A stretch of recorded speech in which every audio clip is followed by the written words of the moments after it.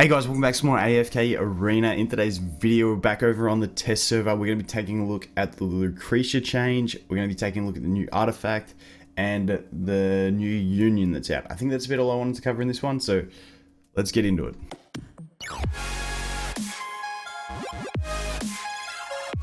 So, the new union, as you can see, it is going to be Lucretia and Zafrael. In the comments of the last video, it was very 50-50 between these two, and people thinking it was going to be Aioli and, what's his face?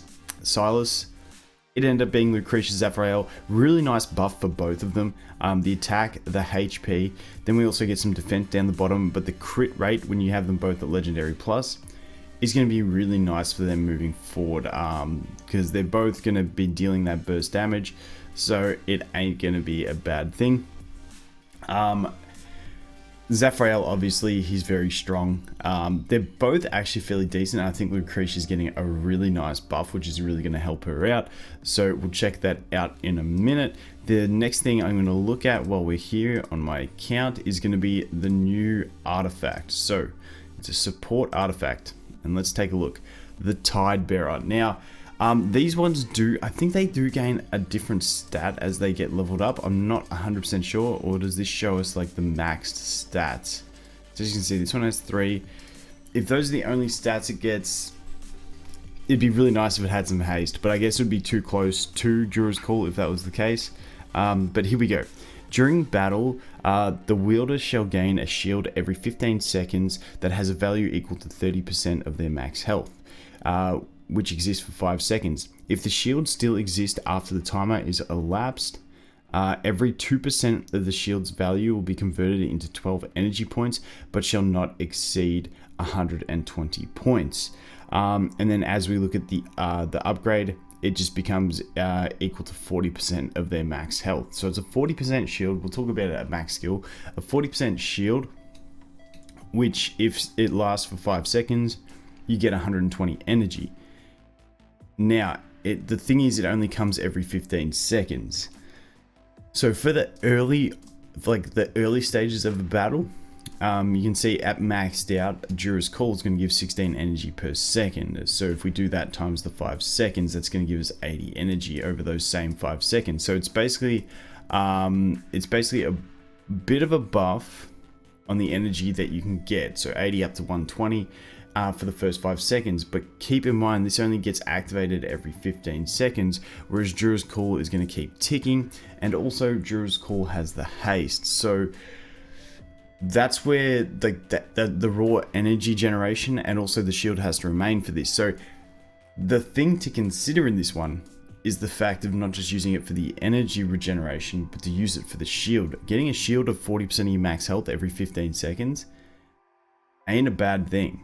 So I'm even thinking in my head about having a Rowan in the front row where he often sits. And getting that shield could be kind of nice for him, to be able to mitigate some of that damage.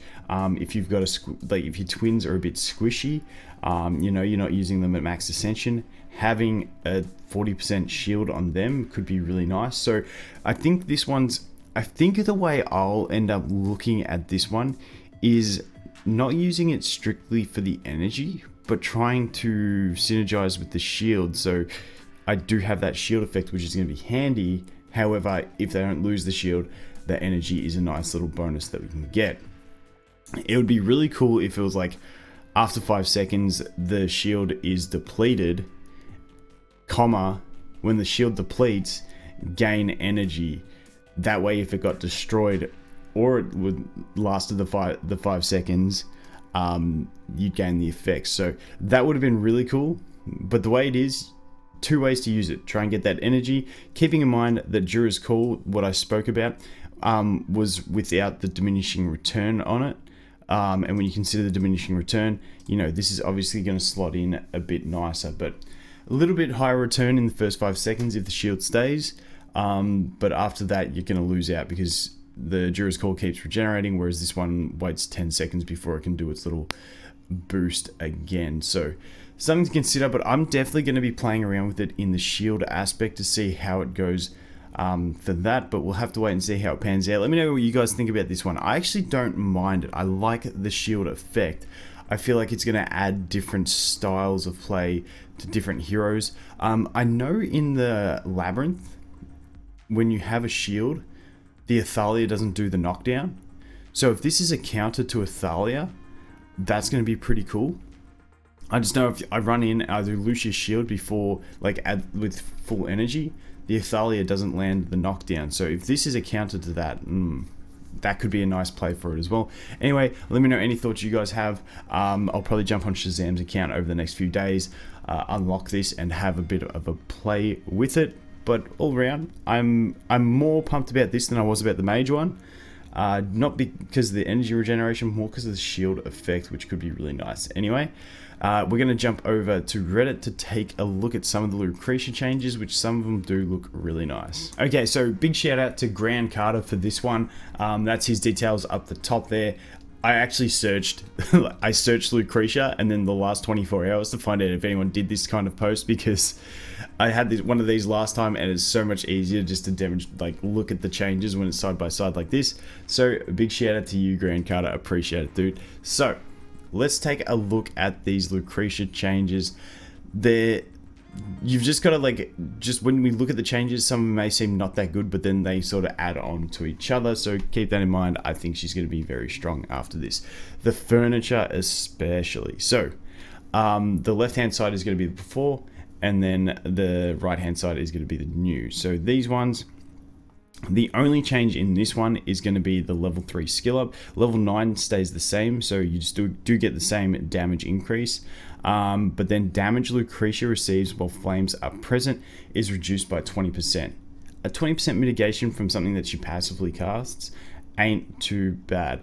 And it's a 10-second. We'll get onto that a bit later, but you know, 20% damage mitigation is really, really solid, considering she is going to be lunging towards that highest attack or the highest damage enemy. You know, it's going to be nice to have that damage mitigation for sure. Next up, this one. So basically what we have here is that Lucretia used to receive 50% less damage from the target that she was targeting. Now the target's damage is reduced by 30%. Now it may look like 50 down to 30, that's not great. Keep in mind, she does receive a flat 20% less damage, and then she is reducing that target's damage by 30%. So that does add up to that 50%. However, it's also mitigating the damage that target deals to everyone else on your team. So it's a net buff in that sense. Now the level 2 skill up becomes the level 4 skill up. Damage to the hunted enemy increased by 40%, so that is nice. But then the damage Lucretia receives is reduced by 20% for the first 5 seconds of the hunting phase. So it's actually getting a lot better. So the reason they're doing this is, I think it's really nice. So basically when she goes into that hunt mode, she's going to run across the field to the enemy that's done the most damage, which means she's going to be susceptible to all of the enemies. So for the first 5 seconds of that, she's going to get a big damage mitigation, and somewhere in that phase she should have her flames up, which is going to give her another 20% mitigation from this one. So really, really strong. And when you look at it as a total mitigation that she gains from that one enemy, it used to be that she received 50% less. Now it becomes the 20 from the first ability skill up, plus the plus the 30 plus another 20, so it becomes 70. So she gets a buffed mitigation from that single target, plus she gets 40% mitigation to everything, plus she gets the reduction of the damage of that actual unit to all of your other allies as well. So those two combined are actually a really sizable buff in my opinion, and it's actually going to be pretty big for her. I think it's going to make her much more viable in that she doesn't just die straight away when she lunges. It's going to be really nice. Now let's take a look at the signature item. Before was when any non-summon ally dies, she gained energy. Now she gains 150 energy points per second over 5 seconds when a non-summon ally dies for the first time. It's pretty nice. Instead of just getting 100 energy, she's now getting 150 energy per second for 5 seconds. That's 750 energy. 75% of your energy bar of 5 seconds. Ain't too bad. Cool thing about this is also if she does get to the max and ult, she's going to keep generating after the ult. At least that's how it should work in my opinion. So that sounds really nice. When any yada yada yada, her attack rating is increased by 20% for 20 seconds. This ability can be stacked. The time duration, yada yada yada.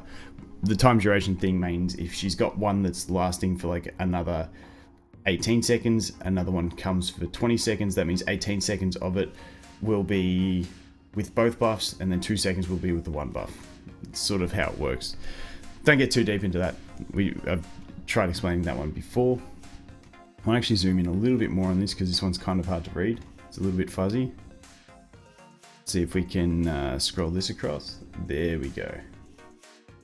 There we go. Now we can see it a little bit better. So the next one, we go level 30. When any non-summoned ally dies, Lucretia's attack rating is increased by 35% for 20 seconds. So as you can see, we did used to get 50% for 12 seconds. Now we're getting 35% for 20, but add in the fact that we are gaining a lot more energy, which is really solid. And also, I forgot level 20. When any non-summoned ally dies, Lucretia's haste is increased by 8 points for 20 seconds. So she is getting a really nice buff there. So when you look at that all up, when an ally dies, for the first time only, she gains up to 750 energy. Because it's 150 every second for 5 seconds. But then every time an ally dies, she's gaining 35% attack and 8 haste for 20 seconds, which ain't too bad, which can be theoretically stacked, although it's like a topple effect stack, which is still really nice. I'm looking forward to, with the damage mitigation that she gains up here and these buffs here, I'm really keen to see some solo Lucretia action with some fodder. Unfortunately, you do have like power limits and stuff like that, but I feel like some solo Lucretia action could definitely be a thing. Put some fodder in there, let them die. She gains a stack of attack, she gains a stack of haste, and a stack of energy, and she just goes ham. So really nice. Now I'm going to zoom this one out a little bit so we can sort of see the whole thing. There we go. So this is a huge buff, this one, in my opinion, with the furniture. So when enemies, it used to be when enemies have used their abilities, the ultimate abilities, a combined number of 2 times, the effects yada yada yada. I like this one. So basically, instead of needing 2 enemies to use their ultimate abilities, now she just needs to use her ultimate ability once. Then when this one changes a little bit at the upgrade here. So it used to be when enemies have used 7 ultimates, the flame effects of her hellfire is strengthened and the flames shall no longer disappear. Enemies that are damaged by the flames will be unable to use their ultimate abilities. Now it's literally that we just have to use her ultimate 2 times. Then the hellfire gets strengthened, the flames shall no longer disappear. Enemies that are damaged by the flames will be unable to use their ultimate abilities for a short duration. Now, because those flames, which we talk about up here, deal damage every 0.5 seconds, and it's actually 60% damage, which ain't too bad. It doesn't matter how short the period of time is that they can't use their ultimate ability, they ain't gonna ult. So if she's stacked in all the enemies that are stacked up, it's going to be super solid. Like, I cannot wait to see how this works. I cannot wait, because like she's just got to ult 2 times. Keeping in mind, if an ally dies, she's gaining 750 energy. She's got like a flat 40% mitigation when she first starts her first hunt. And then she's going to be gaining attack and haste. Like, I feel like this furniture one, like all these other ones, like sort of add together to make an awesome like buff. But this furniture one on its own is going to be huge. I feel like this 9 furniture is going to be massive. Definitely considering the fact that she can get that huge energy boost. It'll be interesting to see what becomes like the best. It'll be interesting to see the artifact that comes for the Ranger tree, to see if it benefits her getting energy and stuff like that.